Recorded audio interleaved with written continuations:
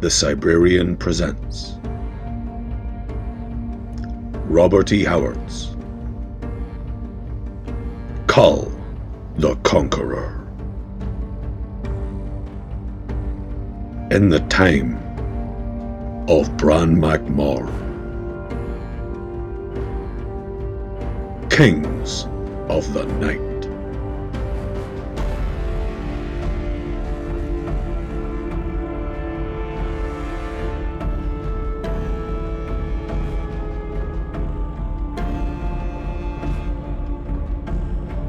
Disclaimer: the following may contain violence, references to sex, and language that may offend.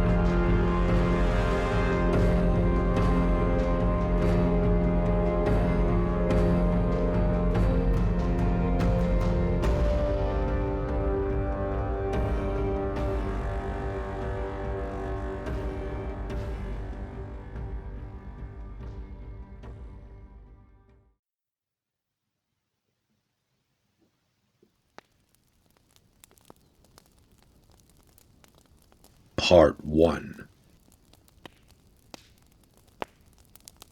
The Caesar lolled on his ivory throne.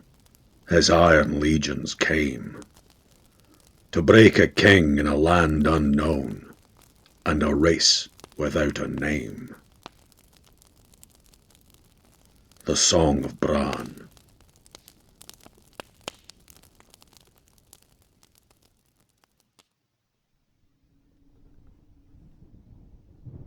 The dagger flashed downward. A sharp cry broke in a gasp. The form on the rough altar twitched convulsively and lay still. The jagged flint edge sawed at the crimson breast, and thin, bony fingers, ghastly dyed, tore out the still, twitching heart. Under matted white brows, sharp eyes gleamed with a ferocious intensity. Beside the slayer, 4 men stood about the crude pile of stones that formed the altar of the god of shadows. One was of medium height, lithely built, scantily clad, whose black hair was confined by a narrow iron band, in the centre of which gleamed a single red jewel. Of the others, 2 were dark like the first, but where he was lithe, they were stocky and misshapen, with knotted limbs and tangled hair falling over sloping brows. His face denoted intelligence and implacable will, theirs merely a beast-like ferocity. The 4th man had little in common with the rest. Nearly a head taller, though his hair was black as theirs, his skin was comparatively light, and he was grey-eyed. He eyed the proceedings with little favour, and in truth, Cormac of Connacht was little at ease. The druids of his own Isle of Erin had strange, dark rites of worship, but nothing like this. Dark trees shut in this grim scene, lit by a single torch. Through the branches moaned an eerie night wind.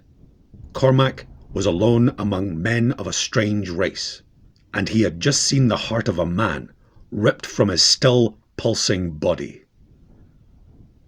Now the ancient priest, who scarcely looked human, was glaring at the throbbing thing. Cormac shuddered, glancing at him who wore the jewel.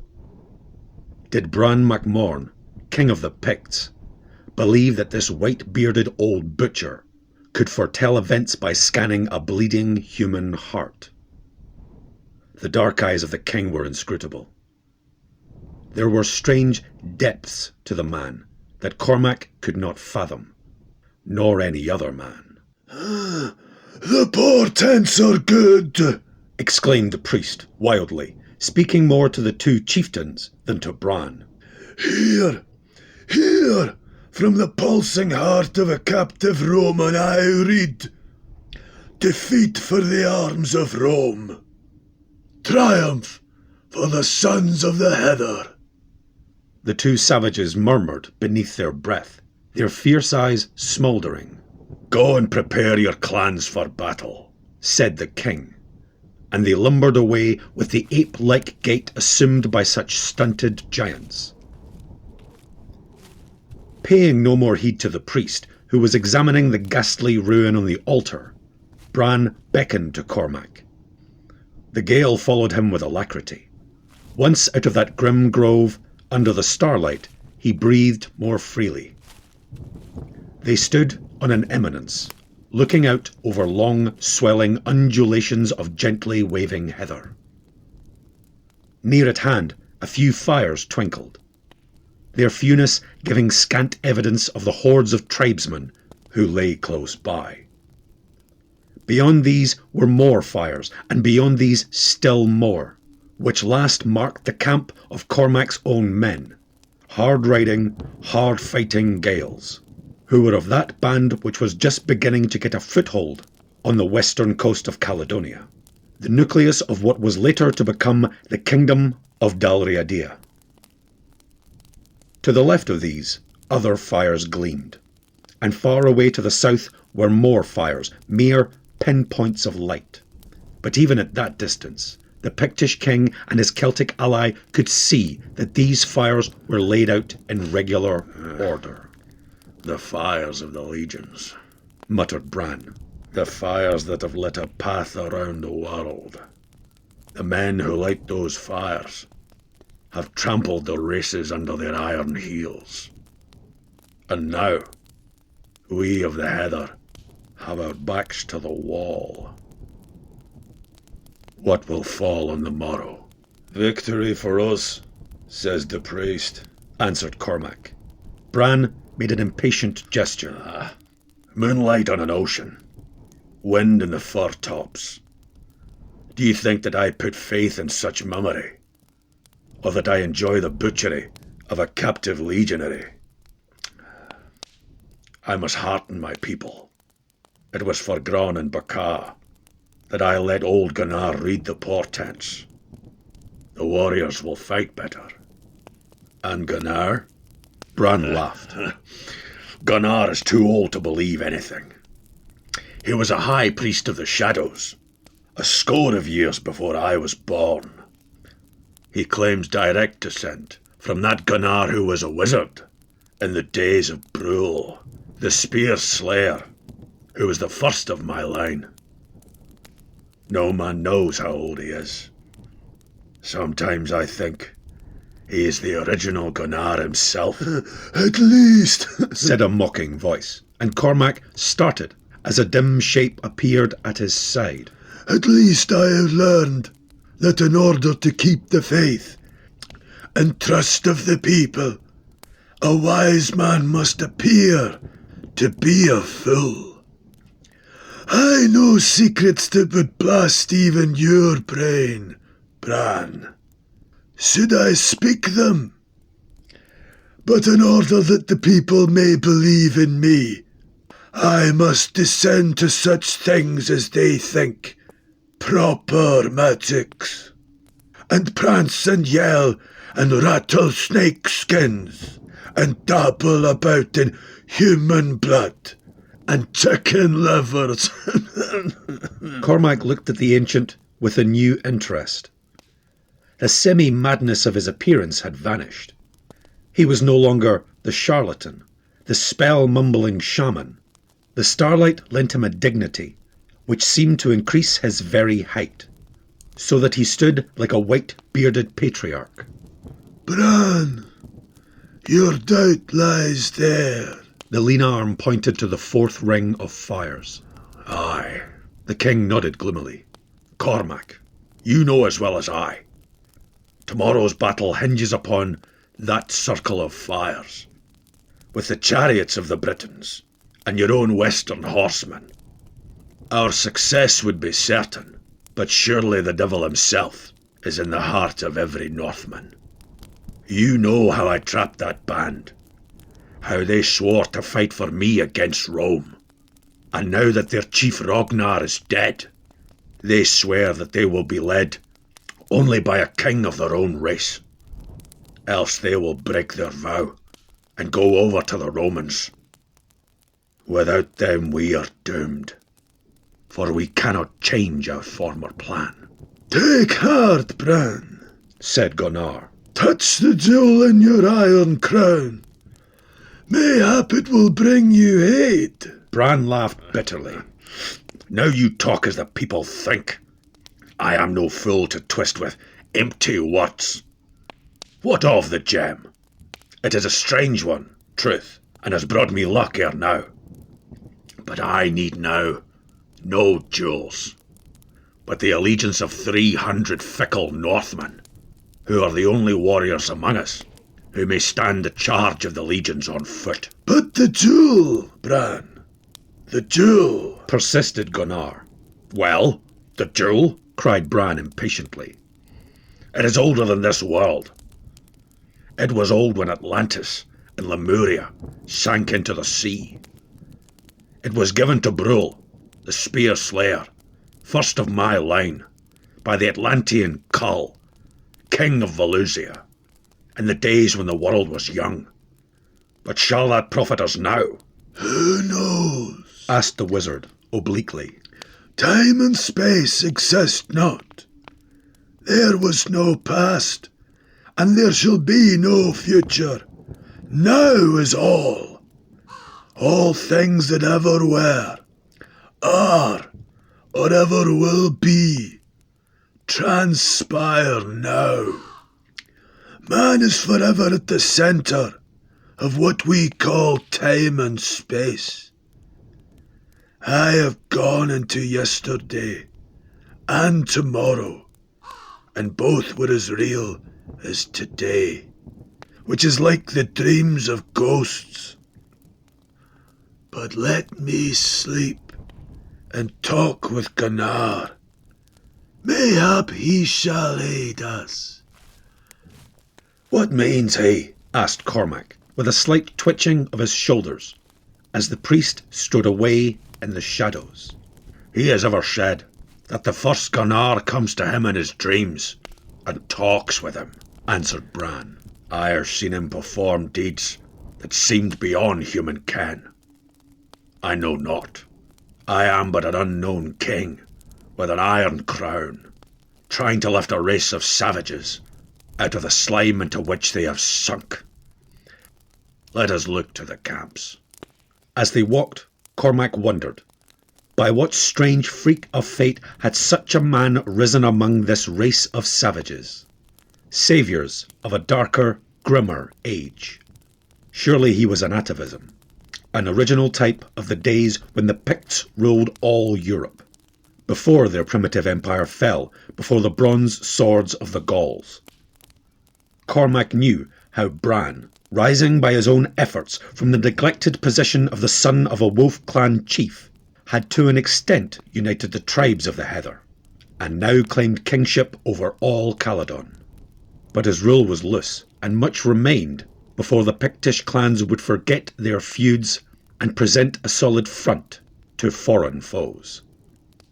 On the Battle of the Morrow, the first pitched battle between the Picts under their king and the Romans, hinged the future of the rising Pictish kingdom.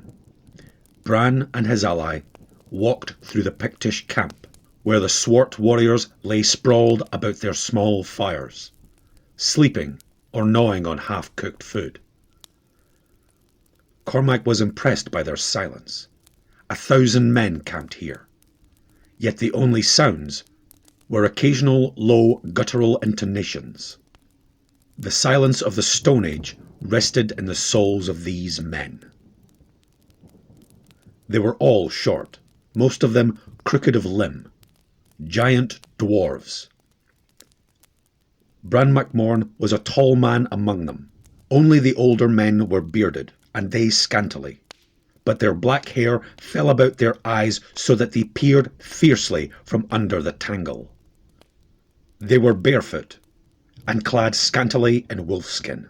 Their arms consisted in short barbed swords of iron, heavy black bows, arrows tipped with flint, iron and copper, and stone-headed mallets.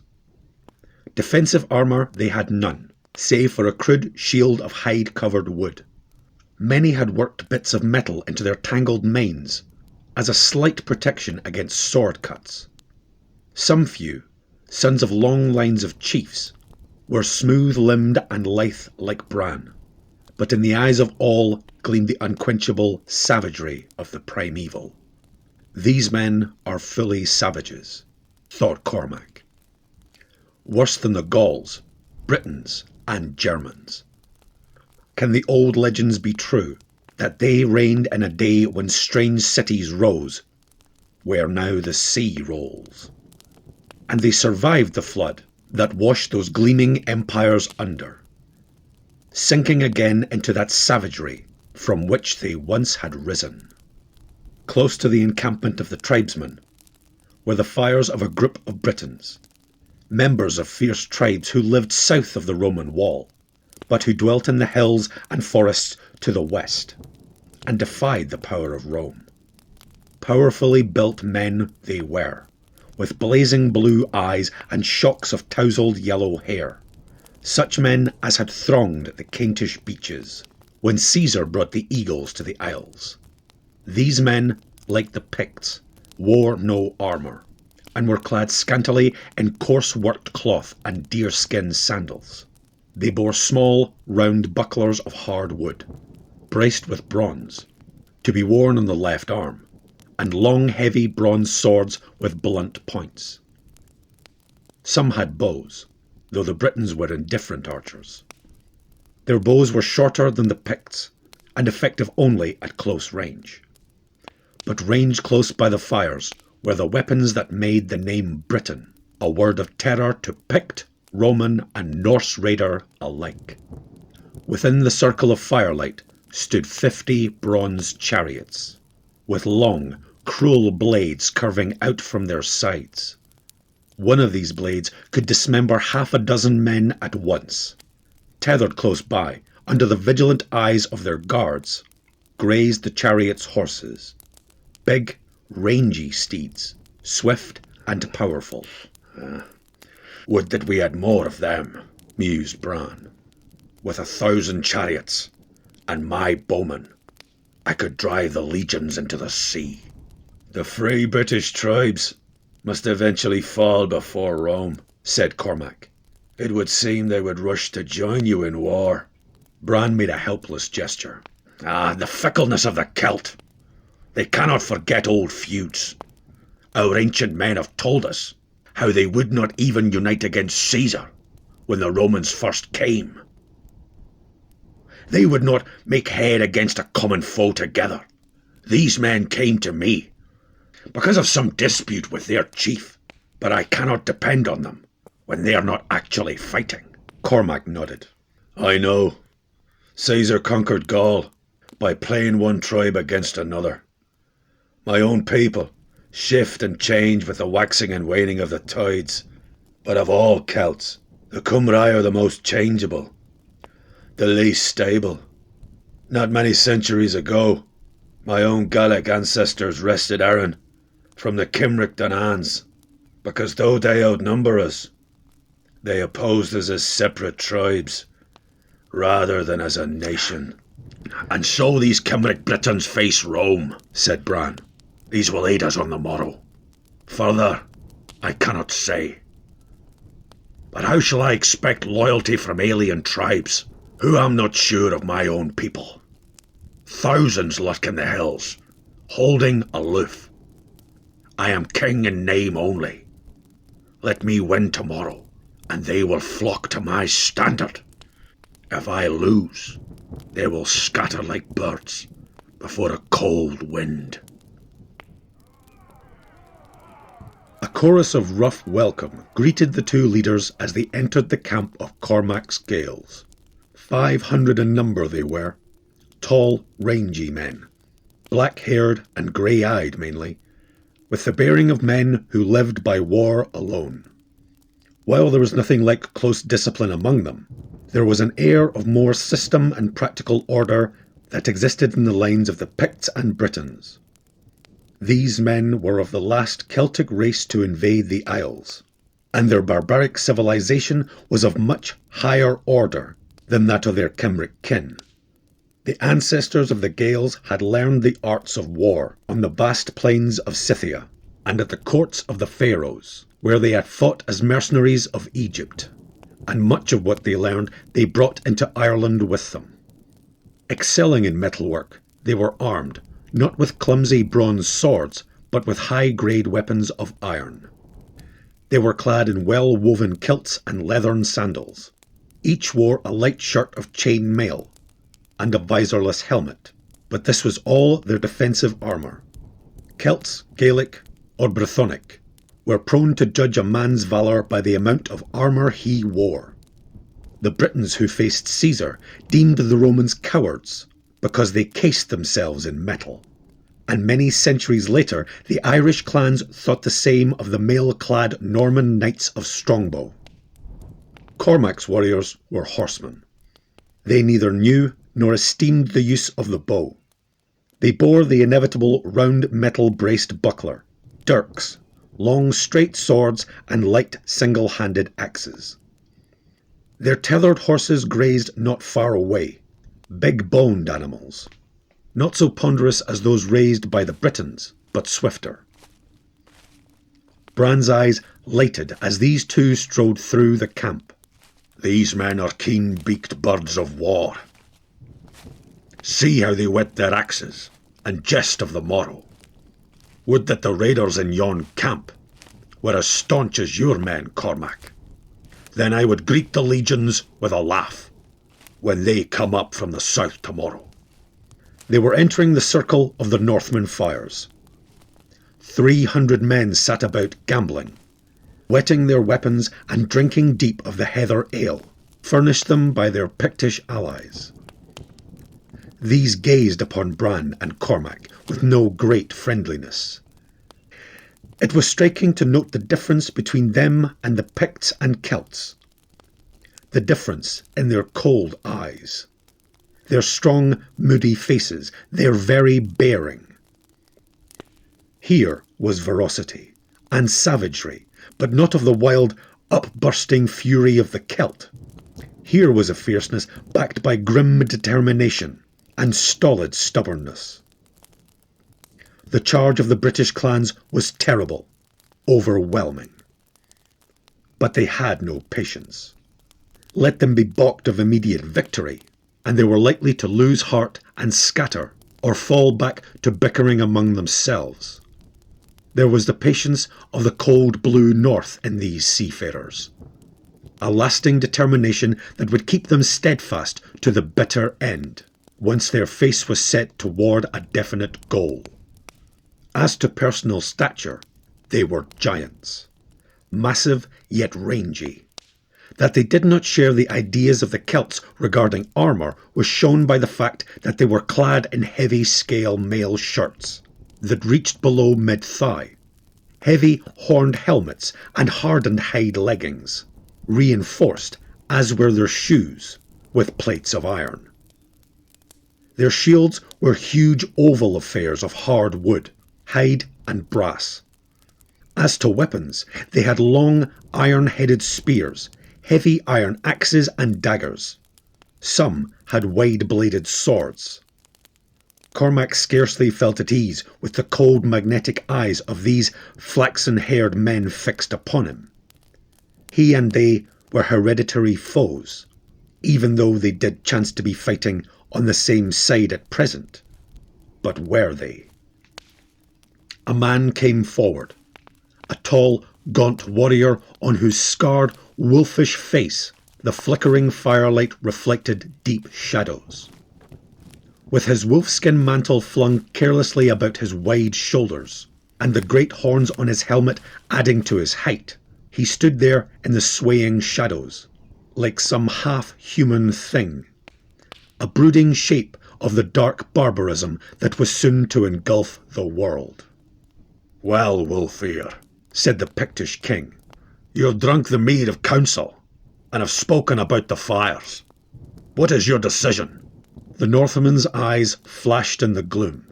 Give us a king of our own race to follow. If you wish us to fight for you. Bran flung out his hands. Ask me to drag down the stars to gem your helmets. Will not your comrades follow you? Not against the legions, answered Wulfhere sullenly. A king led us on the Viking path. A king must lead us against the Romans. And Ragnar is dead. I am a king, said Bran.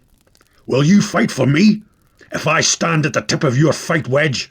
A king of your own race, said Wulfhere doggedly. We are all picked men of the north.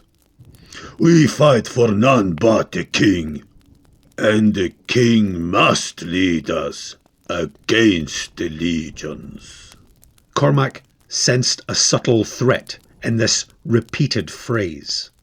Here is a Prince of Erin, said Bran. Will you fight for the Westerner? We fight under no kilt, west or east, growled the Viking, and a low rumble of approval rose from the onlookers. It is enough to fight by their side.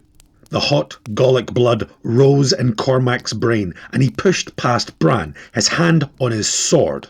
How mean you that, pirate? Before Wulfhere could reply, Bran interposed. Have done. Will you fools throw away the battle before it is fought? By your madness. What of your oath, Wulfhere? We swore it under Ragnar, when he died from a Roman arrow.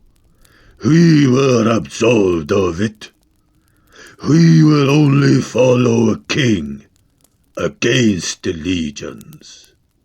But your comrades will follow you, against the Heather people, snapped Bran. Aye. The Northman's eyes met his brazenly. Send us a king, or we join the Romans tomorrow. Bran snarled.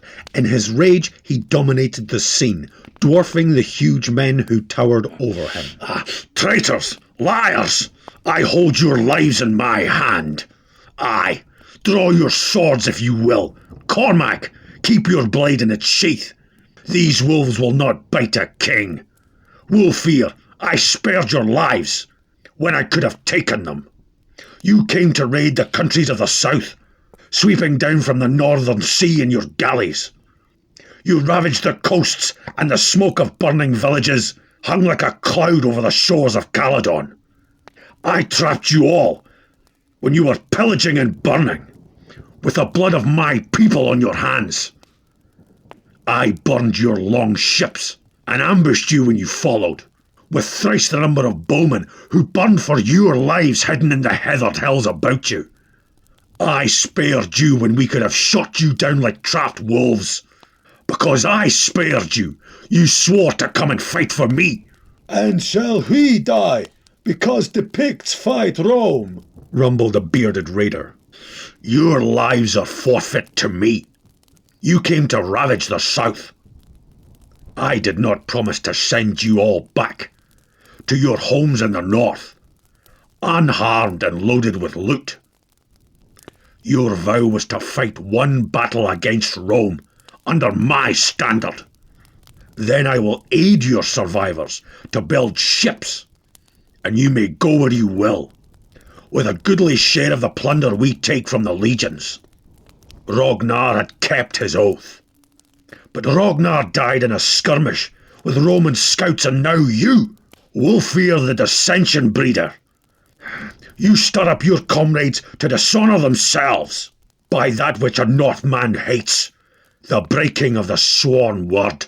We break no oath, snarled the Viking, and the king sensed the basic Germanic stubbornness, far harder to combat than the fickleness of the fiery Celts. Give us a king, neither Pict, Gael nor Briton, and we will die for you. If not, then we will fight tomorrow for the greatest of all kings, the Emperor of Rome. For a moment, Cormac thought that the Pictish king, in his black rage, would draw and strike the Northman dead. The concentrated fury that blazed in Bran's dark eyes caused Wulfhere to recoil and drop a hand to his belt. "Fool," said MacMorn, In a low voice that vibrated with passion. "I could sweep you from the earth before the Romans are near enough to hear your death howls. Choose. Fight for me on the morrow, or die tonight under a black cloud of arrows, a red storm of swords, and a dark wave of chariots." At the mention of the chariots, the only arm of war that had ever broken the Norse shield wall, Wulfhere changed expression, but he held his ground. "Or be it," he said doggedly, "or a king to lead us." The Northman responded with a short, deep roar and a clash of swords on shields. Bran, eyes blazing, was about to speak again when a white shape glided silently into the ring of firelight. "Soft words, said old Gunnar tranquilly. "King, say no more. Wulfhere, you and your fellows will fight for us if you have a king to lead you." "They have sworn." "Then be at ease," quoth the wizard. "for ere battle joins on the morrow, I will send you such a king as no man on earth has followed for 100,000 years.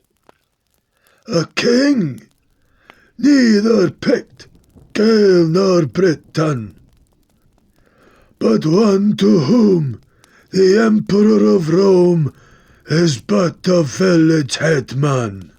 While they stood, undecided, Gunnar took the arms of Cormac and Bran. Come. And you, Northman, remember your vow and my promise, which I have never broken. Sleep now, nor think to steal away in the darkness to the Roman camp, for if you escaped our shafts, you would not escape either my curse or the suspicions of the legionaries. So the three walked away, and Cormac, looking back, saw Wulfhere standing by the fire, fingering his golden beard, with a look of puzzled anger on his lean, evil face. The three walked silently through the waving heather, under faraway stars, while the weird night wind whispered ghostly secrets about them. "Ages ago," said the wizard suddenly, "in the days when the world was young, great lands rose where now the ocean roars. On these lands thronged mighty nations and kingdoms. Greatest of all these was Valusia, land of enchantment. Rome is a village compared to the splendors of the cities of Valusia, and the greatest king was Kull, who came from the land of Atlantis to wrest the crown of Valusia from a degenerate dynasty. The Picts who dwelt in the Isles, which now form the mountain peaks of a strange land upon the western ocean, were allies of Valusia, and the greatest of all the Pictish war chiefs was Brule, the spear slayer, first of the line men call Mak Morn. Kull gave to Brule the jewel which you now wear in your iron crown, O king, after a strange battle in a dim land, and down the long ages it has come to us, ever a sign of the Mak Morn, a symbol of former greatness, when at last the sea rose and swallowed Valusia, Atlantis, and Lemuria. Only the Picts survived, and they were scattered and few. Yet they began again the slow climb upward, and though many of the arts of civilization were lost in the great flood, yet they progressed. The art of metal working was lost, so they excelled in the working of flint, and they ruled all the new lands flung up by the sea, and now called Europe, until down from the north came younger tribes who had scarce risen from the ape when Valusia reigned in her glory, and who, dwelling in the icy lands about the pole, knew not of the lost splendour of the 7 empires, and little of the flood that had swept away half a world. And still they have come, Aryans, Celts, Germans, swarming down from the great cradle of their race, which lies near the pole. So again was the growth of the Pictish nation checked, and the race hurled into savagery, erased from the earth on the fringe of the world. With our backs to the wall we fight.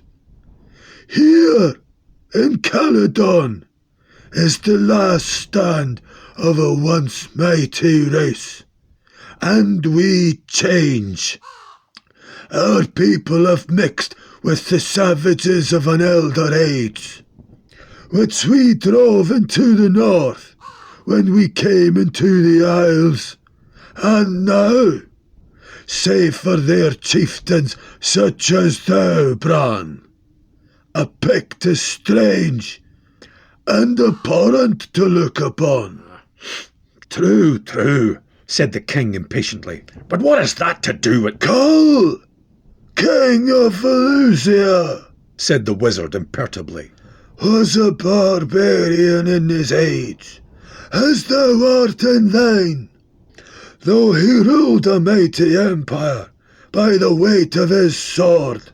Gunnar, friend to Brule, your first ancestor, has been dead 100,000 years as we reckon time.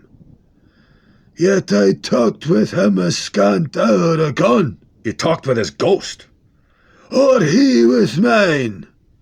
Did I go back 100,000 years, or did he come forward? If he came to me out of the past, it is not I who talked with a dead man, but he who talked with a man unborn. Past, present, and future are one to a wise man. I talked to Gunnar while he was alive. Likewise was I alive. In a timeless, spaceless land we met, and he told me many things.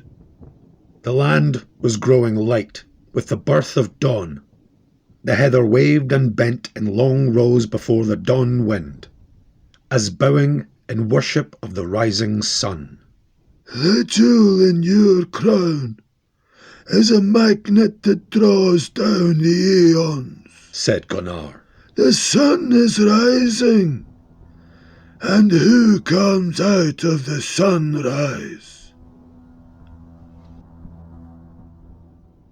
Cormac and the king started. The sun was just lifting a red orb above the eastern hills, and full in the glow, etched boldly against the golden rim, a man suddenly appeared. They had not seen him come. Against the golden birth of day, he loomed colossal, a gigantic god from the dawn of creation. Now, as he strode toward them, the walking host saw him and sent up a sudden shout of wonder. "Who or what is it?" exclaimed Bran. "Let us go to meet him, Bran," answered the wizard. "He is the king Gunnar has sent to save the people of Brul."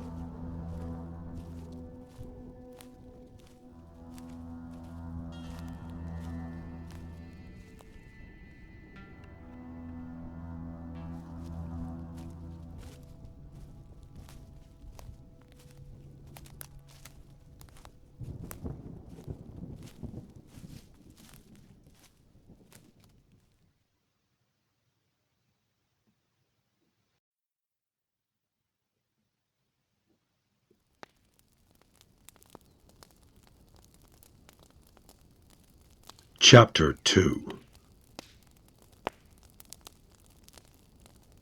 I have reached these lands but newly, from an ultimate dim thule, from a wild weird clime that lieth sublime, out of space, out of time.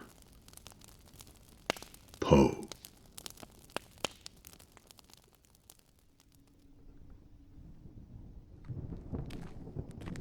The army fell silent as Bran, Cormac and Gunnar went toward the stranger who approached in long, swinging strides. As they neared him, the illusion of monstrous size vanished, but they saw he was a man of great stature.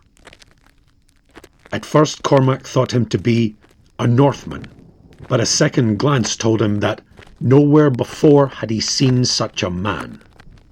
He was built much like the Vikings, at once massive and lithe, tigerish, but his features were not as theirs, and his square-cut, lion-like mane of hair was as black as Bran's own. Under heavy brows glittered eyes grey as steel and cold as ice. His bronzed face, strong and inscrutable, was clean-shaven, and the broad forehead betokened a high intelligence, just as the firm jaw and thin lips showed willpower and courage. But more than all, the bearing of him, the unconscious lion-like stateliness, marked him as a natural king, a ruler of men.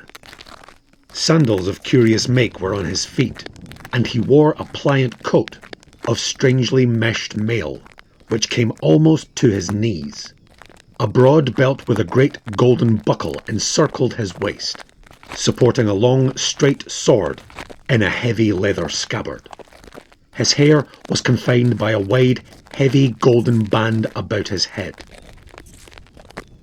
Such was the man who paused before the silent group. He seemed slightly puzzled, slightly amused. Recognition flickered in his eyes. He spoke in a strange, archaic Pictish, which Cormac scarcely understood. His voice was deep and resonant. "Huh. Brule, Gunnar did not tell me I would dream of you." For the first time in his life, Cormac saw the Pictish king completely thrown off his balance. He gaped, speechless. The stranger continued. "And wearing the gem I gave you, in a circlet on your head. Last night you wore it in a ring on your finger."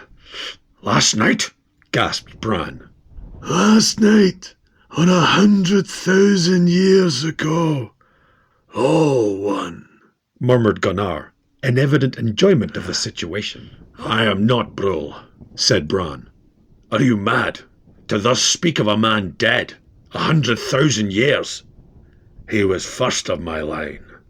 The stranger laughed unexpectedly. "Well, now I know I am dreaming. This will be a tale to tell, Brule, when I waken on the morrow, that I went into the future and saw men claiming descent from the Spear Slayer, who is as yet not even married. No, you are not Brule, I see now, though you have his eyes and his bearing. But he is taller and broader in the shoulders, yet you have his jewel. Oh well, anything can happen in a dream, so I will not quarrel with you.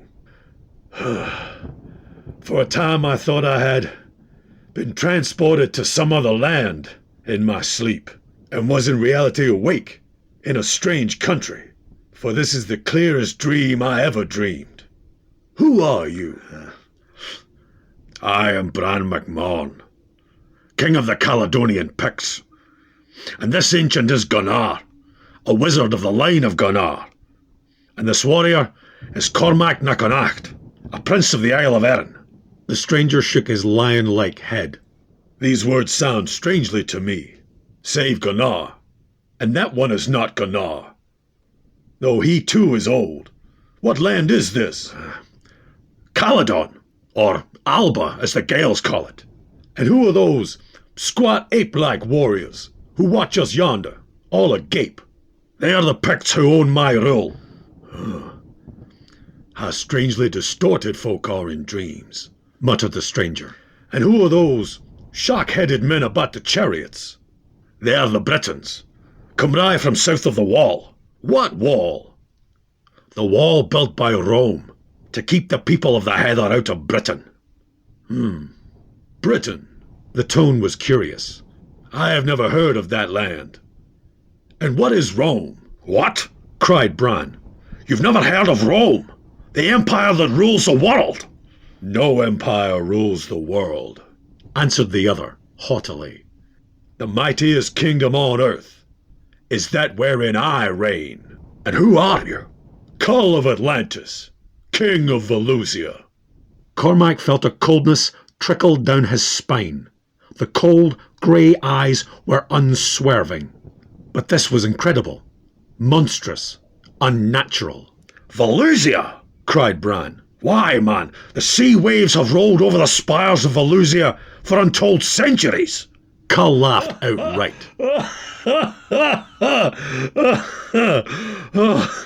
What a mad nightmare this is. When Gunnar put on me the spell of deep sleep last night, or this night, in the secret room of the inner palace, he told me I would dream strange things. But this is more fantastic than I reckoned. And the strangest thing is, I know I am dreaming. Gunnar interposed as Bran would have spoken. Question not the acts of the gods, muttered the wizard. You are king because, in the past, you have seen and seized opportunities. The gods, or the first Gunnar, have sent you this man. Let me deal with them. Bran nodded, and while the silent army gaped in speechless wonder, just within earshot, Gunnar spoke. O great king, you dream, but is not all life a dream? How reckon you but that your former life is but a dream from which you have just awakened? Now we, dream folk, have our wars and our peace. And just now a great host comes up from the south to destroy the people of Brule. Will you aid us? Kull grinned with pure zest. Aye, I have fought battles in dreams ere now. I have slain and been slain, and was amazed when I woke from my visions. And at times, as now, dreaming I have known I dreamed. See, I'll pinch myself and feel it, but I know I dream, for I have felt the pain of fierce wounds in dreams.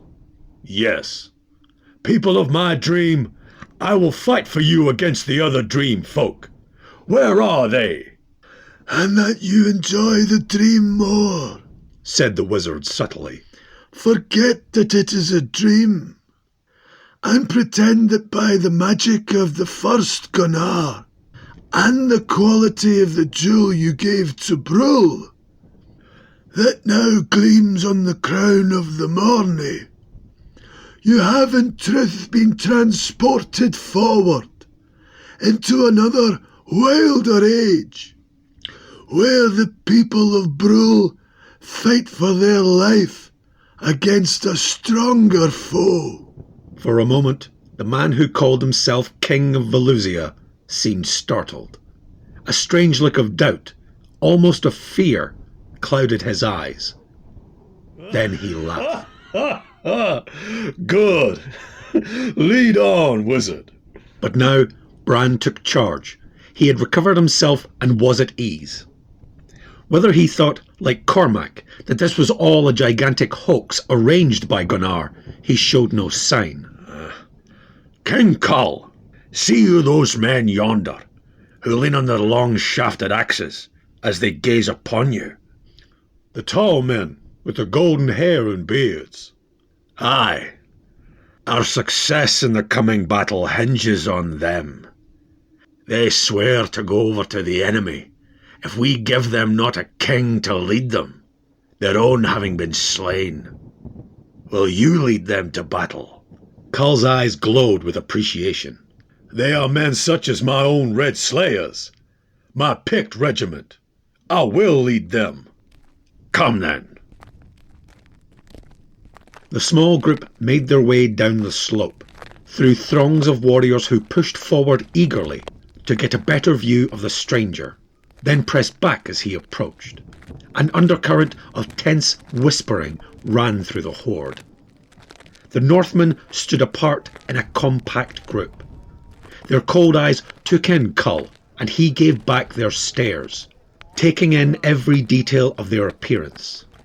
Wulfhere, said Bran, we have brought you a king.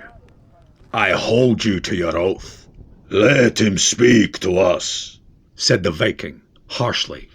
He cannot speak your tongue, answered Bran, knowing that the Northmen knew nothing of the legends of his race. He is a great king of the south. He comes out of the past, broke in the wizard, calmly. He was the greatest of all kings, long ago. A dead man. The Vikings moved uneasily, and the rest of the horde pressed forward, drinking in every word. But Wulfhere scowled. Shall a ghost lead living men? You bring us a man you say is dead.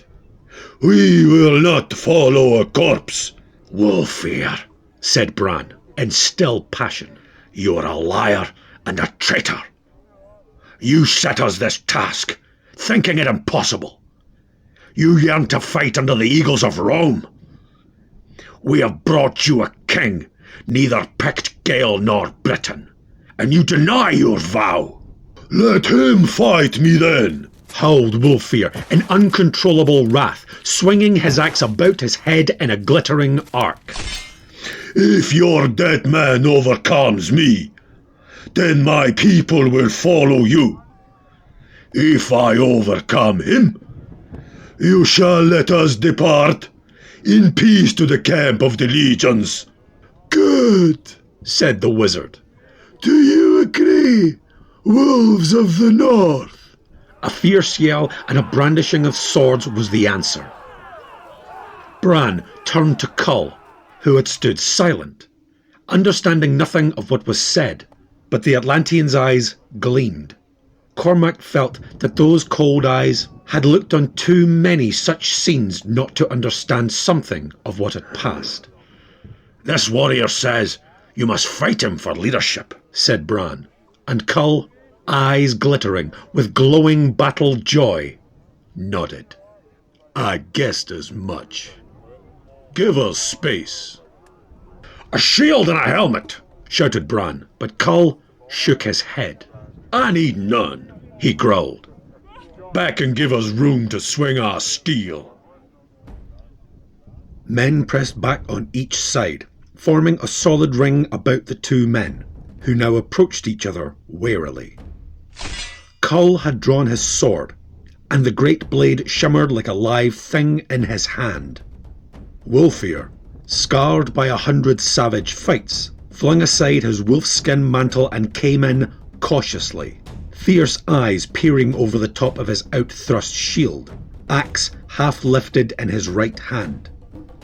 Suddenly, when the warriors were still many feet apart, Kull sprang. His attack brought a gasp from the men used to deeds of prowess, for like a leaping tiger he shot through the air and his sword crashed on the quickly lifted shield. Sparks flew and Wulfir's axe hacked in, but Kull was under its sweep, and as it swished viciously above his head, he thrust upward and sprang out again, cat-like. His motions had been too quick for the eye to follow. The upper edge of Wulfir's shield showed a deep cut, and there was a long rent in his mail shirt, where Kull's sword had barely missed the flesh beneath. Cormac, trembling with the terrible thrill of the fight, wondered at this sword that could thus slice through scale mail, and the blow that gashed the shield should have shattered the blade, yet not a notch showed in the Valusian steel. Surely this blade was forged by another people in another age. Now the two giants leapt again to the attack, and like double strokes of lightning their weapons crashed. Wulfir's shield fell from his arm in 2 pieces, as the Atlantean sword sheared clear through it, and Kull staggered as the Northman's axe, driven with all the force of his great body, descended on the golden circlet about his head. That blow should have sheared through the gold like butter, to split the skull beneath, but the axe rebounded, showing a great notch in its edge. The next instant, the Northman was overwhelmed by a whirlwind of steel, a storm of strokes delivered with such swiftness and power that he was borne back, as on the crest of a wave, unable to launch an attack of his own. With all his tried skill, he sought to parry the singing steel with his axe, but he could only avert his doom for a few seconds, could only for an instant turn the whistling blade that hewed off bits of his mail. So close fell the blows. One of the horns flew from his helmet, then the axe head itself fell away, and the same blow that severed the handle bit through the Viking's helmet into the scalp beneath. Wulfir was dashed to his knees, a trickle of blood starting down his face. Kull checked his second stroke, and tossing his sword to Cormac, faced the dazed Northman weaponless. The Atlantean's eyes were blazing with ferocious joy, and he roared something in a strange tongue. Oh, Vaka, witness me! Wulfir gathered his legs under him and bounded up, snarling like a wolf, a dagger flashing into his hand.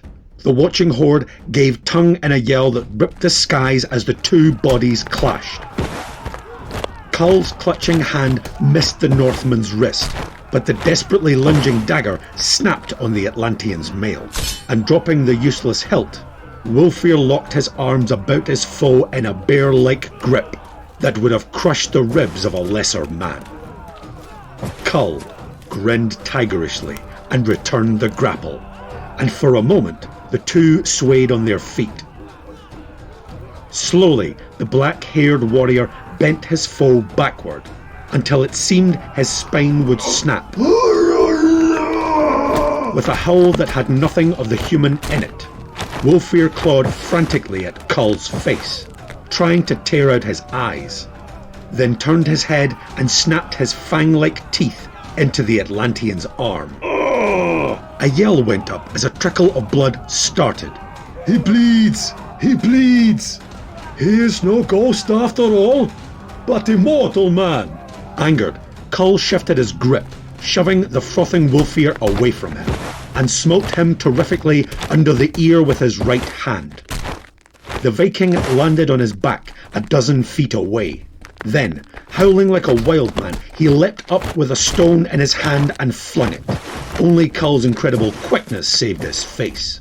As it was, the rough edge of the missile tore his cheek and inflamed him to madness. Ha! With a lion-like roar, he bounded upon his foe, enveloped him in an irresistible blast of sheer fury, whirled him high above his head as if he were a child, and cast him 12 feet away. Wulfir pitched on his head and lay still, broken and dead. Dazed silence regained for an instant. Then from the gales went up a thundering roar, and the Britons and Picts took it up, howling like wolves, until the echoes of the shouts and the clangour of sword on shield reached the ears of the marching legionaries miles to the south. Men of the Grey North, shouted Bran, will you hold by your oath now? The fierce souls of the Northmen were in their eyes as their spokesman answered. Primitive, superstitious, steeped in tribal lore of fighting gods and mythical heroes, they did not doubt that the black-haired fighting man was some supernatural being, sent by the fierce gods of battle. Aye, such a man as this we have never seen. Dead man, ghost or devil, we will follow him, whether the trail lead to Rome or to Valhalla. Kull understood the meaning, if not the words. Taking his sword from Cormac with a word of thanks, he turned to the waiting Northmen and silently held the blade toward them, high above his head, in both hands before he returned it to its scabbard. Without understanding, they appreciated the action. Blood-stained and dishevelled, he was an impressive picture of stately, magnificent barbarism. Come, said Bran, touching the Atlantean's arm. A host is marching on us, and we have much to do. There is scant time to arrange our forces before they will be upon us. Come to the top of yonder slope. There the Pict pointed. They were looking down into a valley which ran north and south, widening from a narrow gorge in the north until it debouched upon a plain to the south. The whole valley was less than a mile in length. Up this valley our foes will come, said the Pict, because they have wagons loaded with supplies, and on all sides of this vale the ground is too rough for such travel. Here we plan an ambush. I would have thought you would have had your men lying in wait long before now, said Kull. What are the scouts the enemy is sure to send out? The savages I lead would never have waited in ambush so long, said Bran with a touch of bitterness. I could not post them until I was sure of the Northmen. Even so, I had not dared to post them ere now. Even yet they may take panic, from the drifting of a cloud, or the blowing of a leaf, and scatter like birds before a cold wind. King Kull, the fate of the Pictish nation is at stake. I am called King of the Picts, but my rule as yet is but a hollow mockery. The hills are full of wild clans who refuse to fight for me. Of the 1,000 bowmen now at my command, more than half are of my own clan. Some 1,800 Romans march against us. It is not a real invasion, but much hinges upon it. It is the beginning of an attempt to extend their boundaries. They plan to build a fortress, a day's march to the north of this valley.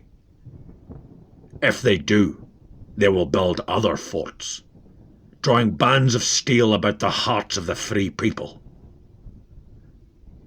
If I win this battle and wipe out this army, I will win a double victory. Then the tribes will flock to me, and the next invasion will meet a solid wall of resistance.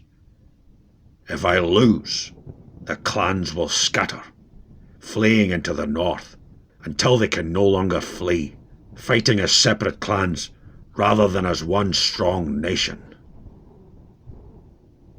I have 1,000 archers, 500 horsemen, 50 chariots with their drivers and swordsmen, 150 men in all, and, thanks to you, 300 heavily armed northern pirates.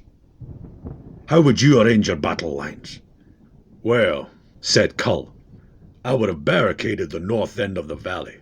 No, that would suggest a trap. But I would block it with a band of desperate men, like those you have given me to lead. 300 could hold the gorge for a time against any number.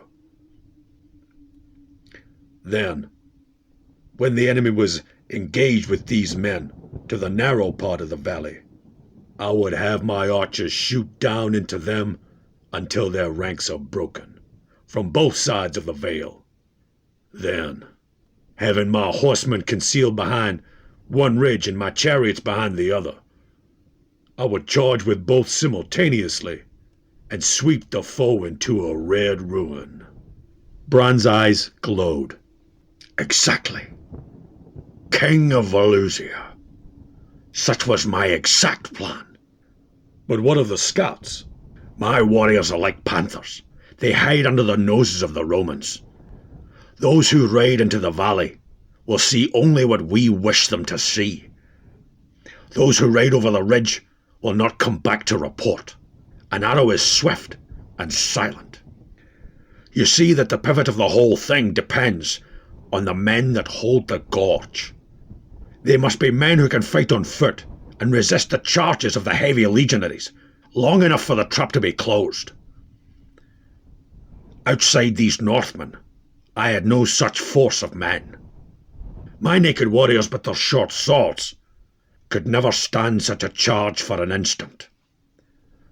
Nor is the armour of the Celts made for such work. Moreover, they are not foot fighters, and I need them elsewhere. So you see why I had such desperate need of the Northmen. Now will you stand in the gorge with them and hold back the Romans until I can spring the trap? Remember, most of you will die. Kull smiled. I have taken chances all my life, though too, Chief Counselor would say my life belongs to Valusia, and I have no right to so risk it. His voice trailed off, and a strange look flitted across his face.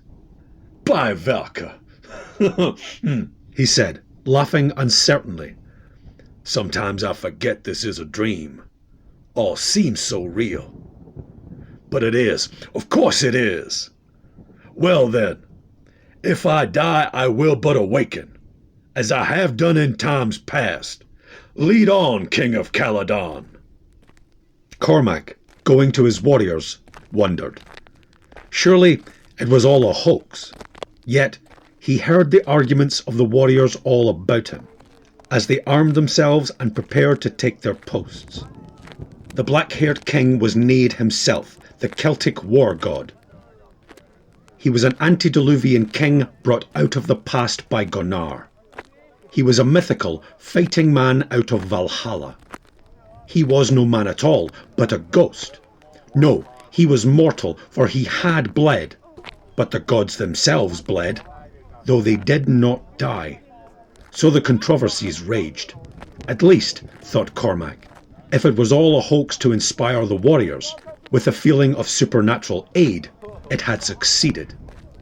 The belief that Kull was more than a mortal man had fired Celt, Pict and Viking alike into a sort of inspired madness. And Cormac asked himself, what did he himself believe? This man was surely one from some far land.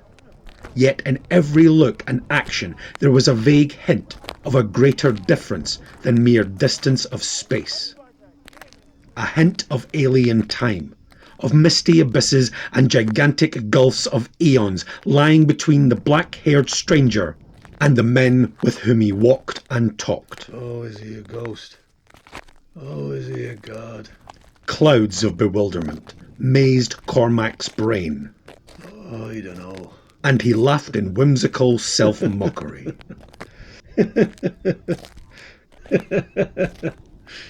Oh, dear.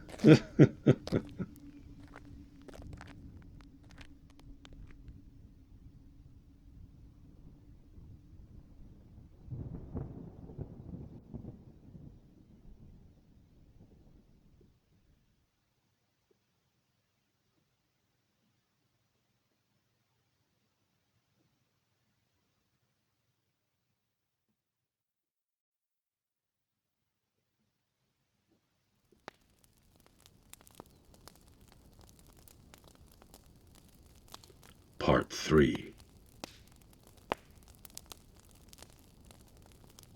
And the two wild peoples of the north stood fronting in the gloam, and heard and knew each in his mind a third great sound upon the wind, the living walls that hedge mankind, the walking walls of Rome. Chesterton.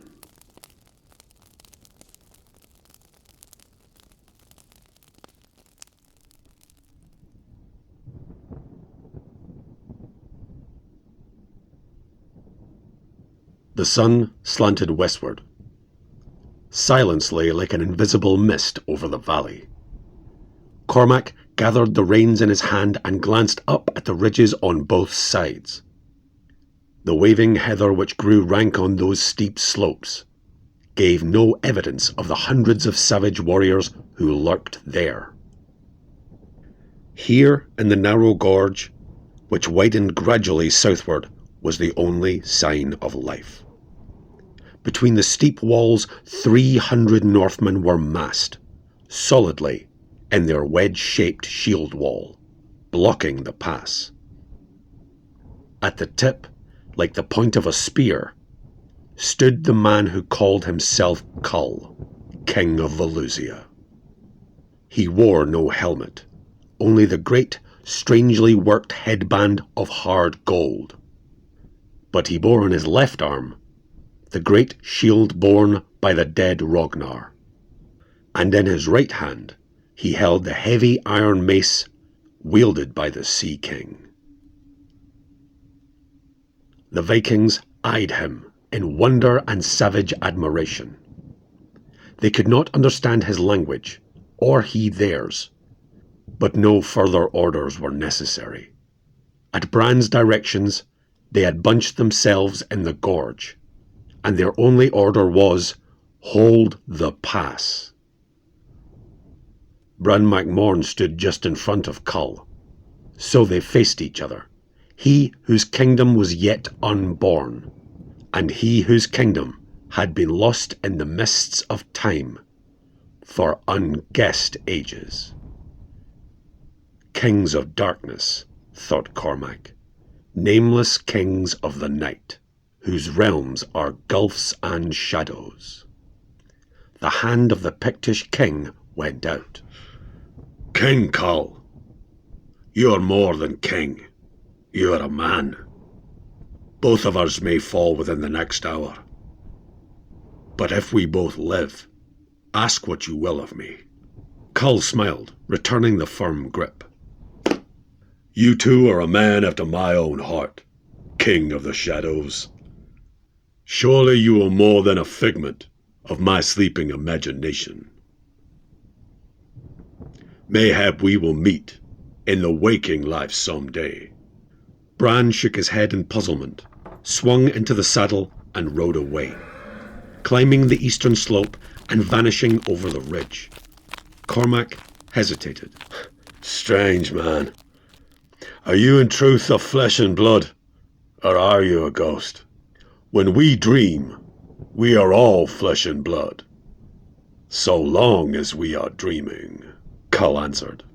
This is the strangest nightmare I have ever known. But you, who will soon fade into sheer nothingness as I awaken, seem as real to me now as Brule, or Carnu, or Tu, or Kelkor. Cormac shook his head, as Bran had done, and with a last salute, which Kull returned with barbaric stateliness, he turned and trotted away. At the top of the western ridge he paused. Away to the south, a light cloud of dust rose, and the head of the marching column was in sight. Already he believed he could feel the earth vibrate slightly to the measured tread of 1,000 mailed feet, beating in perfect unison. He dismounted, and one of his chieftains, Domhnall, took his steed and led it down the slope away from the valley, where trees grew thickly. Only an occasional vague movement among them gave evidence of the 500 men who stood there, each at his horse's head, with a ready hand to check a chance nicker. Oh, thought Cormac, the gods themselves made this valley for Bran's ambush. The floor of the valley was treeless, and the inner slopes were bare save for the waist-high heather. But at the foot of each ridge, on the side facing away from the vale, where the soil long washed from the rocky slopes had accumulated, there grew enough trees to hide 500 horsemen, or 50 chariots. At the northern end of the valley stood Kull and his 300 Vikings, in open view, flanked on each side by 50 Pictish bowmen. Hidden on the western side of the western ridge were the Gaels. Along the top of the slopes, concealed in the tall heather, lay 100 Picts with their shafts on strings. The rest of the Picts were hidden on the eastern slopes, beyond which lay the Britons, with their chariots in full readiness. Neither they nor the Gaels to the west could see what went on in the vale, but signals had been arranged. Now the column was entering the wide mouth of the valley, and their scouts, lightly armed men on swift horses, were spreading out between the slopes. They galloped almost within bowshot of the silent host that blocked the pass, then halted. Some whirled and raced back to the main force, while the others deployed and cantered up the slopes, seeking to see what lay beyond. This was the crucial moment. If they got any hint of the ambush, all was lost. Cormac, shrinking down into the heather, marvelled at the ability of the Picts to efface themselves from view so completely. He saw a horseman pass within 3 feet of where he knew a bowman lay, yet the Roman saw nothing. The scouts topped the ridges, gazed about, then most of them turned and trotted back down the slopes. Cormac wondered at their desultory manner of scouting. He had never fought Romans before, knew nothing of their arrogant self-confidence, of their incredible shrewdness in some ways, their incredible stupidity in others. These men were overconfident, a feeling radiating from their officers. It had been years since a force of Caledonians had stood before the legions, and most of these men were newly come to Britain, part of a legion which had been quartered in Egypt. They despised their foes and suspected nothing. But stay. 3 riders on the opposite ridge had turned and vanished on the other side. And now one, sitting his steed at the crest of the western ridge, not 100 yards from where Cormac lay, looked long and narrowly down into the mass of trees at the foot of the slope.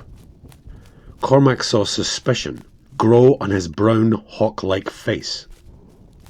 He half-turned, as though to call to his comrades, then instead reined his steed down the slope, leaning forward in his saddle. Cormac's heart pounded. Each moment he expected to see the man wheel and gallop back to raise the alarm. He resisted a mad impulse to leap up and charge the Roman on foot. Surely the man could feel the tenseness in the air, the hundreds of fierce eyes upon him. Now he was halfway down the slope, out of sight of the men in the valley, and now the twang of an unseen bow broke the painful stillness. With a strangled gasp, the Roman flung his hands high, and as the steed reared, he pitched headlong, transfixed by a long, black arrow that had flashed from the heather. A stocky dwarf sprang out of nowhere, seemingly, and seized the bridle, quieting the snorting horse, and leading it down the slope. At the fall of the Roman, short, crooked men rose like a sudden flight of birds from the grass, and Cormac saw the flash of a knife. Then, with an unreal suddenness, all had subsided. Slayers and slain were unseen, and only the still waving heather marked the grim deed. The Gael looked back into the valley. The 3 who had ridden over the eastern ridge had not come back, and Cormac knew They never would.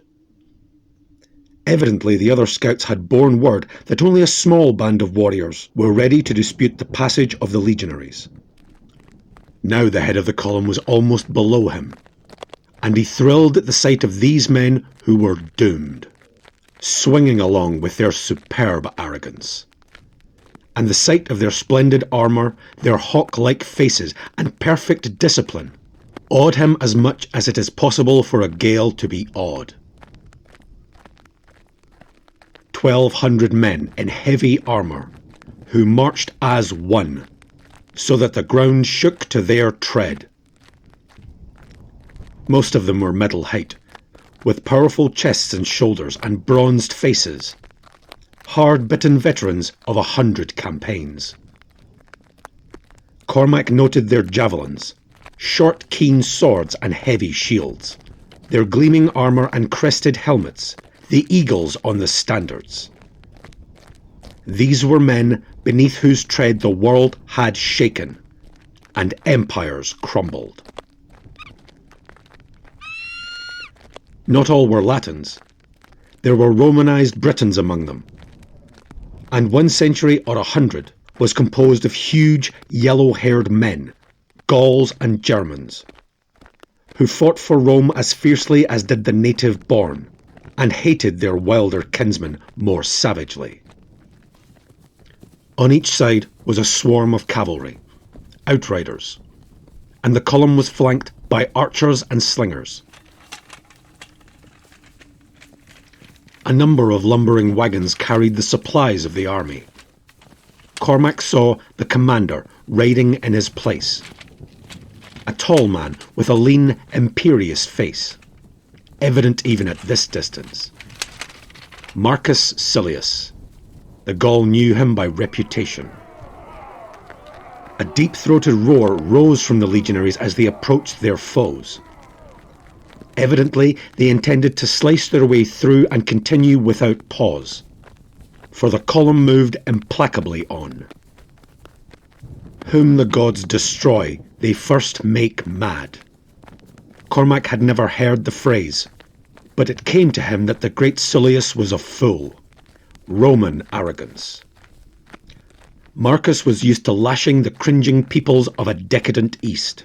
Little he guessed of the iron in these Western races. A group of cavalry detached itself and raced into the mouth of the gorge. But it was only a gesture. With loud, jeering shouts they wheeled, 3 spears' length away, and cast their javelins, which rattled harmlessly on the overlapping shields of the silent Northmen. But their leader dared too much. Swinging in, he leaned from his saddle and thrust at Kull's face. The great shield turned the lance, and Kull struck back as a snake strikes. The ponderous mace crushed helmet and head like an eggshell, and the very steed went to its knees from the shock of that terrible blow. From the Northmen went up a short, fierce roar, and the Picts behind them howled exultantly and loosed their arrows among the retreating horsemen. First blood for the people of the Heather. The oncoming Romans shouted vengefully and quickened their pace as the frightened horses raced by. A ghastly travesty of a man, foot caught in the stirrup, trailing beneath the pounding hoofs. Now the first line of the legionaries, compressed because of the narrowness of the gorge, crashed against the solid wall of shields, crashed and recoiled upon itself. The shield wall had not shaken an inch. This was the first time the Roman legions had met with that unbreakable formation, that oldest of all Aryan battle lines, the ancestor of the Spartan regiment, the Theban phalanx, the Macedonian formation, the English square. Shield crashed on shield, and the short Roman sword sought for an opening in that iron wall. Viking spears, bristling in solid ranks above, thrust and reddened. Heavy axes chopped down, shearing through iron, flesh and bone.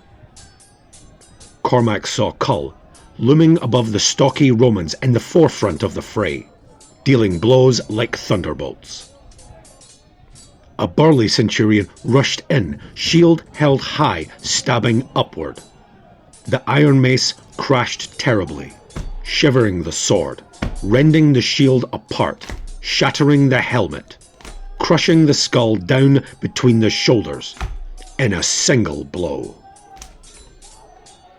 The front line of the Romans bent like a steel bar about the wedge, as the legionaries sought to struggle through the gorge on each side and surround their opposers. But the pass was too narrow. Crouching close against the steep walls, the Picts drove their black arrows in a hail of death.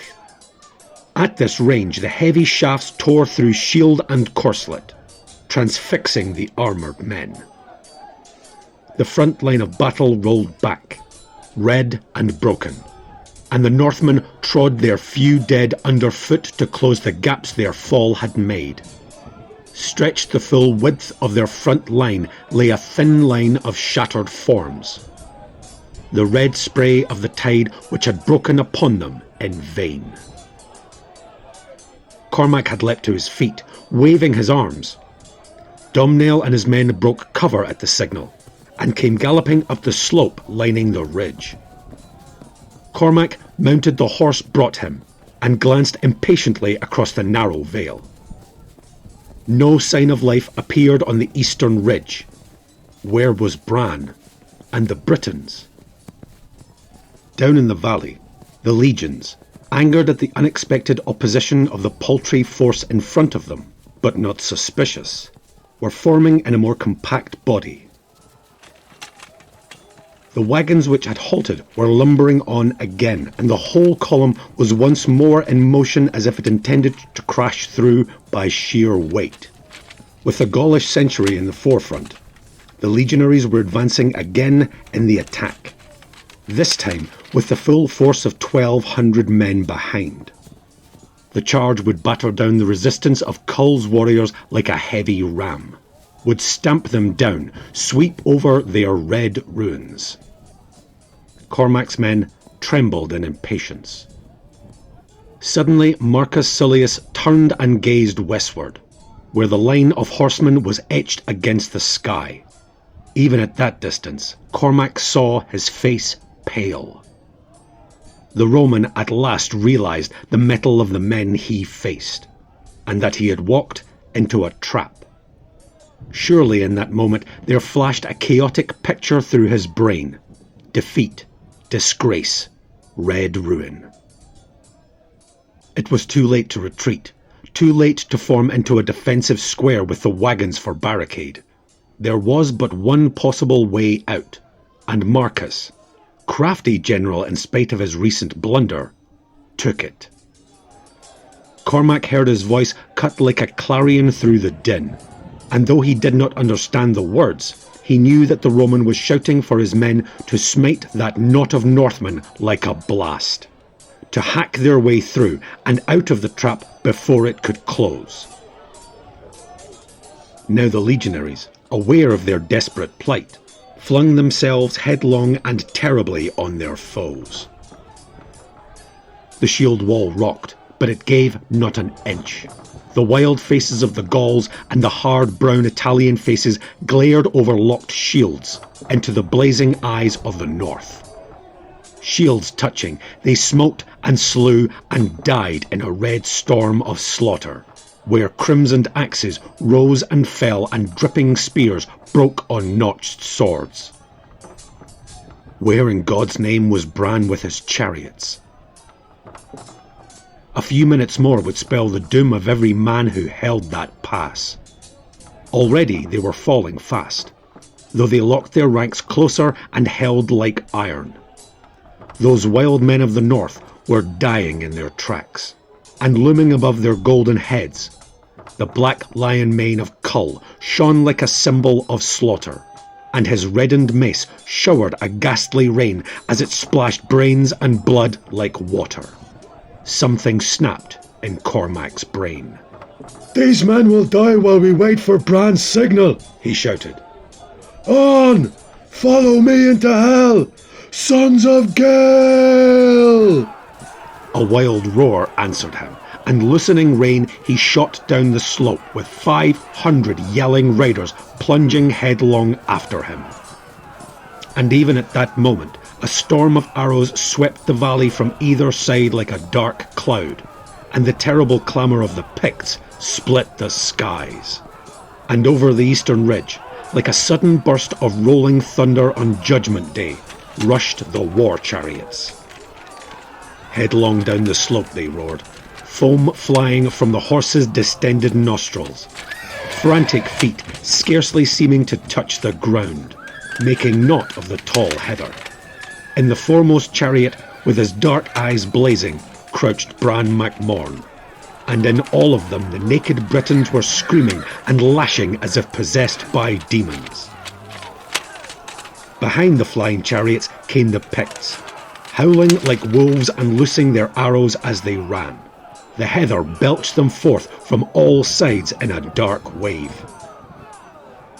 So much Cormac saw, in chaotic glimpses during that wild ride down the slopes. A wave of cavalry swept between him and the main line of the column. 3 long leaps ahead of his men, the Gaelic princes met the spears of the Roman riders. The first lance turned on his buckler, and rising in his stirrups he smote downward, cleaving his man from shoulder to breastbone. The next Roman flung a javelin that killed Domhnall, but in that instant Cormac's steed crashed into his, breast to breast, and the lighter horse rolled headlong under the shock, flinging his rider beneath the pounding hooves. Then the whole blast of the Gaelic charge smote the Roman cavalry, shattering it, crashing and rolling it down and under. Over its red ruins, Cormac's yelling demons struck the heavy Roman infantry, and the whole line reeled at the shock. Swords and axes flashed up and down, and the force of their rush carried them deep into the massed ranks. Here checked, they swayed and strove. Javelins thrust, swords flashed upwards, bringing down horse and rider, and greatly outnumbered, leaguered on every side. The Gaels had perished among their foes, but at that instant, from the other side, the crashing chariots smote the Roman ranks. In one long line they struck, almost simultaneously, and at the moment of the impact, the charioteers wheeled their horses sidelong and raced parallel down the ranks, shearing men down like the mowing of wheat. Hundreds died on those curving blades in that moment, and leaping from the chariots, screaming like blood-mad wildcats, the British swordsmen flung themselves upon the spears of the legionaries, hacking madly with their 2-handed swords. Crouching, the Picts drove their arrows point blank, and then sprang in to slash and thrust. Maddened with the sight of the victory, these wild people were like wounded tigers, feeling no wounds, and dying on their feet with their last gasp a snarl of fury. But the battle was not over yet. Dazed, shattered, their formation broken and nearly half their number down already, the Romans fought back with desperate fury.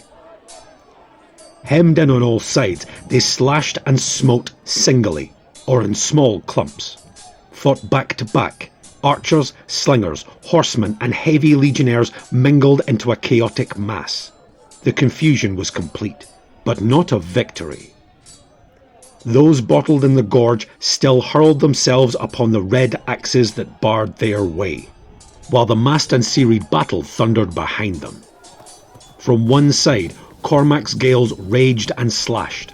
From the other, chariots swept back and forth, retiring and returning like iron whirlwinds. There was no retreat, for the Picts had flung a cordon across the way they had come, and having cut the throats of the camp followers and possessed themselves of the wagon, they sent their shafts in a storm of death into the rear of the shattered column. Those long black arrows pierced armour and bone, nailing men together. Yet the slaughter was not all on one side. Picts died beneath the lightning thrust of javelin and short sword, Gales pinned beneath their falling horses were hewed to pieces, and chariots cut loose from their horses were deluged with the blood of the charioteers. And at the narrow head of the valley still the battle surged and eddied. Great gods, thought Cormac, glancing between lightning-like blows. Do these men still hold the gorge? Aye, they held it. A tenth of their original number, dying on their feet, they still held back the frantic charges of the dwindling legionaries. Over all the field went up the roar and clash of arms. And birds of prey, swift flying out of the sunset, circled above. Cormac, striving to reach Marcus Sullius through the press, saw the Roman's horse sink under him, and the rider rise alone in a waste of foes. He saw the Roman sword flash thrice, dealing a death at each blow. Then from the thickest of the fray bounded a terrible figure. It was Bran Mak Morn, stained from head to foot. He cast away his broken sword as he ran, drawing a dirk. The Roman struck, but the Pictish king was under the thrust, and gripping the sword wrist, he drove the dirk again and again through the gleaming armour. A mighty roar went up as Marcus died, and Cormac, with a shout, rallied the remnants of his force about him, and, striking in the spurs, burst through the shattered lines and rode full speed for the other end of the valley. But as he approached, he saw that he was too late.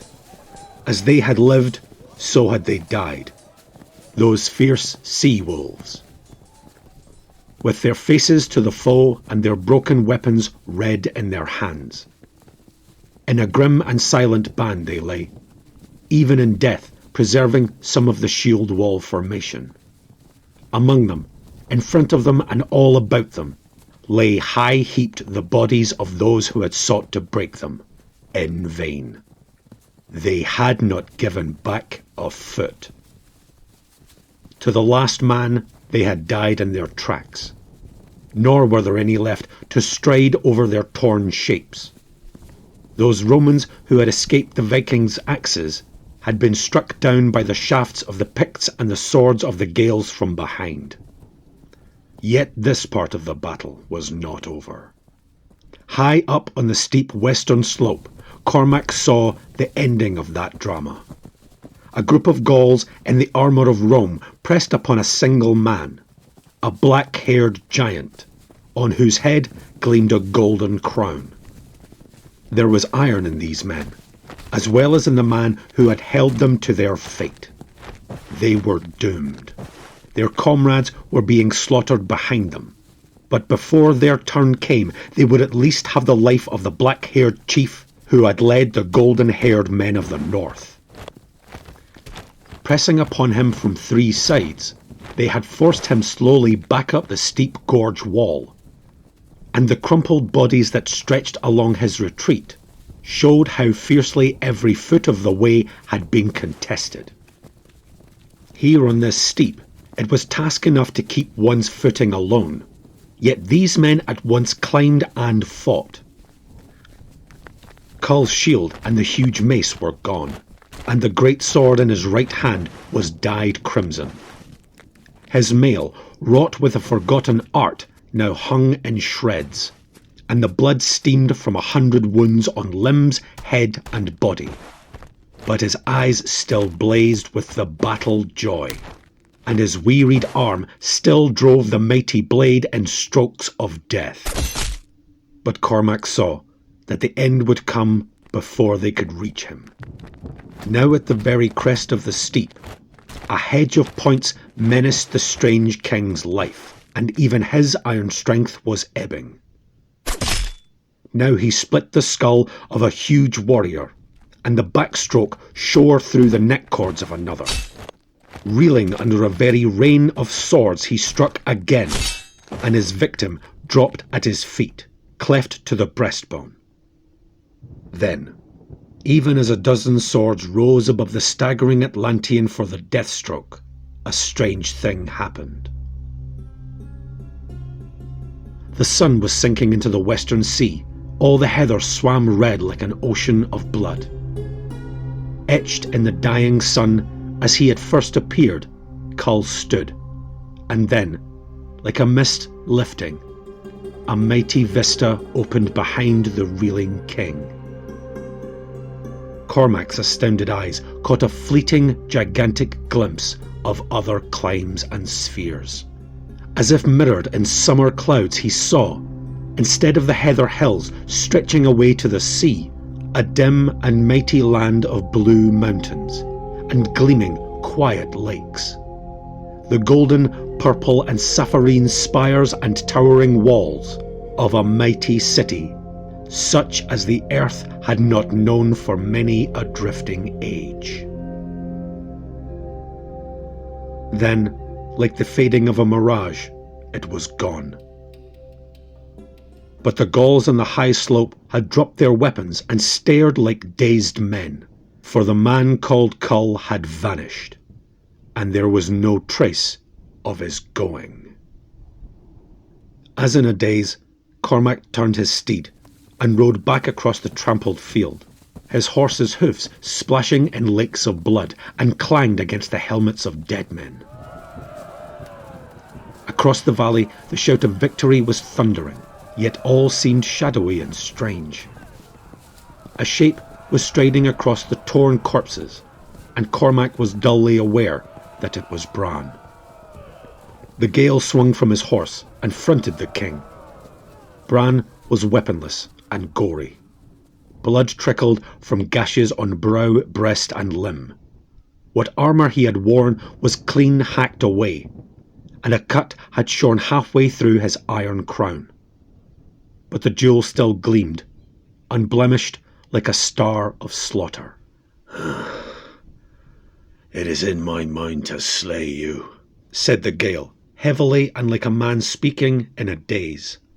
For the blood of brave men is on your head. Had you given the signal to charge sooner, some would have lived. Bran folded his arms. His eyes were haunted. Strike if you will. I am sick of slaughter. It is a cold mead, this kinging it. A king must gamble with men's lives and naked swords. The lives of my people were at stake. I sacrificed the Northmen, yes. And my heart is sore within me, for they were men. But I had given the order. But had I given the order when you would have desired, all might have gone awry. The Romans were not yet amassed in the narrow mouth of the gorge, and might have had time and space to form their ranks again and beat us off. I waited until the last moment, and the rovers died. A king belongs to his people, and cannot let either his own feelings or the lives of men influence him. Now my people are saved, but my heart is cold in my breast. Cormac wearily dropped his sword point to the ground. You're a born king of men, Bran, said the Gaelic prince. Bran's eyes roved the field. A mist of blood hovered over all, where the victorious barbarians were looting the dead, while those Romans who had escaped slaughter by throwing down their swords and now stood under guard looked on with hot, smouldering eyes. My kingdom, my people, are saved, said Bran wearily. They will come from the heather, by the thousands, and when Rome moves against us again, she will meet a solid nation. But I am weary. What of Kull? My eyes and brain were mazed with battle, answered Cormac. I thought to see him vanish like a ghost into the sunset. I will seek his body. Seek not for him, said Bran. Out of the sunrise he came. Into the sunset he is gone. Out of the mists of the ages he came to us. And back into the mists of the eons he has returned. To his own kingdom. Cormac turned away. Night was gathering. Gunnar stood like a white spectre before him. "To his own kingdom," echoed the wizard. "Time and space are not. Kull has returned to his own kingdom, his own crown, his own age." Then he was a ghost. Did you not feel the grip of his solid hand? Did you not hear his voice, see him eat and drink, laugh and slay and bleed? Still Cormac stood like one in a trance. Then if it be possible for a man to pass from one age into one yet unborn, or come forth from a century dead and forgotten, whichever you will, with his flesh and blood body and his arms, then he was as mortal as he was in his own day. Is Kull dead then? He died 100,000 years ago, as men reckon time, answered the wizard. But in his own age, he died not from the swords of the Gauls of this age. Have we not heard in legends how the king of Volusia travelled into a strange, timeless land of the misty future ages, and there fought in a great battle? Why, so he did, 100,000 years ago, or today. And 100,000 years ago, or a moment agone, Kull, king of Volusia, roused himself on the silken couch in his secret chamber, and laughing spoke to the first Gunnar, saying, "Huh, wizard, I have in truth dreamed strangely, for I went into a far clime and a far time in my vision, and fought for the king of a strange shadow people." And the great sorcerer smiled, and pointed silently at the red-notched sword, and the torn mail, and the many wounds the king carried. And Kull, fully awoken from his vision, and feeling the sting and the weakness of these yet bleeding wounds, fell silent and mazed, and all life and time and space seemed like a dream of ghosts to him. And he wondered thereat all the rest of his life. For the wisdom of the eternities is denied even unto princes. And Kull could no more understand what Gunnar told him than you can understand my words. And then Kull lived, despite of his many wounds, said Cormac. And has returned to the mists of silence and the centuries. Well, he thought us a dream, and we thought him a ghost. And sure, life is but a web spun of ghosts and dreams and illusion. And it is in my mind that the kingdom which has this day been born, of swords and slaughter in this howling valley, is a thing no more solid than the foam of the bright sea.